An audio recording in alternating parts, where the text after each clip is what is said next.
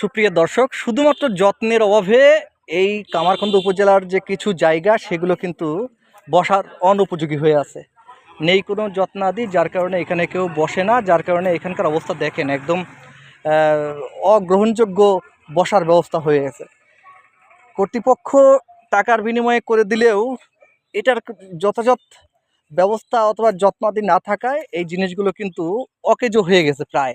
দেখুন, তিনটা বসার জন্য চেয়ার বানানো হয়েছে, সামনে কত সুন্দর ভিউ রয়েছে, অথচ এই জায়গাগুলো যথাযথ পরিষ্কার না করায় অথবা লোক বলের অভাবে সেটা কিন্তু থাকে না, পরিষ্কার থাকে না, যার কারণে এখানে কেউ বসেও না, মানুষ কিন্তু এখান থেকে বিমুখ করে আছে।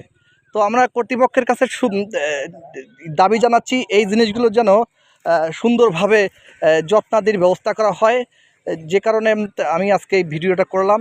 আশা করি কাজে লাগবে। ধন্যবাদ।